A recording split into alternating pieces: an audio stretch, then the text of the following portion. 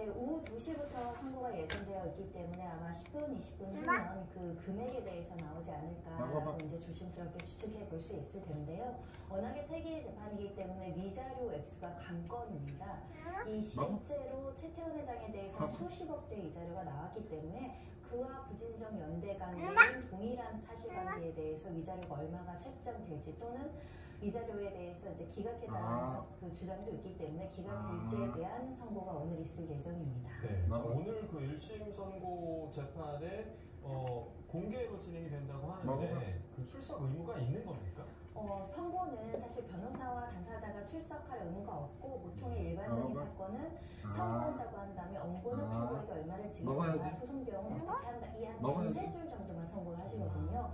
근데 워낙에 사회적으로 중요성이 있고 관심이 있는 사건이기 때문에 일부 판결 이유를 설명하면서 선고를 할지 지문을 낭독할지 또는 주문만 낭독하고 그냥 다른 사건으로 진행할지 좀 봐야 될 것 같습니다. 네, 지난해 3월 이제 노 관장이 이혼 소송 2심 진행 중에 김기영 이사장을 상대로 이제 30억 원대 위자료 소송을 제기한 거잖아요. 이 30억 원은 어떻게 좀 책정이 된 건가요? 위자료 책정 기준은 사실 없습니다. 사회적인 지위, 피해의 어떤 정보, 미성년 자녀의 유무, 부정행위 기간, 정신적 고통의 크기를 종합적으로 고려해서 통산 나올 수 있는 금액으로 산정하는 것이 보통인데 이 사건 같은 경우에 굉장히 정신적인 고통을 강하게 주장하면서 보통의 금액보다는 훨씬 높은 수준으로 사실을 청구한 사건이거든요.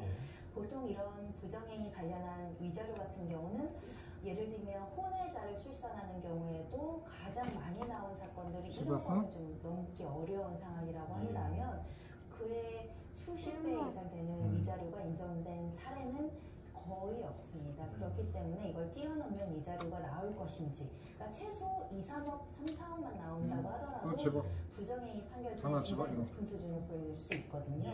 그렇기 때문에 그쪽에서도 관심을 갖고 있는 상황입니다. 예, 자 지금 이 관련한 법원의 1심 판결이 현재 지금 나온 것 같습니다. 네, 맞습니다.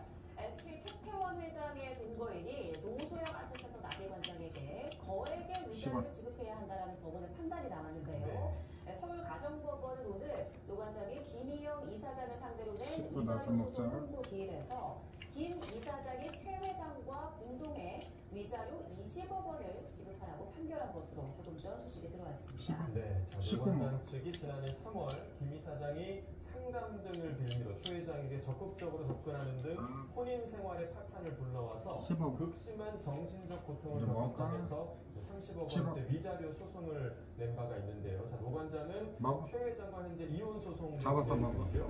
지난 5월 항소심재판부는 최 회장이 노 관장에게 위자료 20억 원을 지급하고 재산 분할로 1조 3,800억 원을 나눠주라고 판결한 바가 있습니다. 이후에 최 회장 측이 판결에 불복해서 현재 상고심이 진행되고 있습니다. 다시 한번 정리를 해드리면 최태원 SK 회장의 동거인인 김희영 이사장이 노소영 관장에게 위자료를 20억 원 지급하라는 법원의 1심 판결이 나왔다는 소식이 방금 들어왔습니다. 자, 변호사님, 이 20억 원이라는 위자료 지금 사실 2, 3억 원이어도 굉장히 좋은 수준이다라고 얘기를 해주셨는데 거의 지금 10배가 넘는 수준이 지금 나왔습니다. 놀랍습니다. 아마 가정법원 최초 금액일 것 같은데요.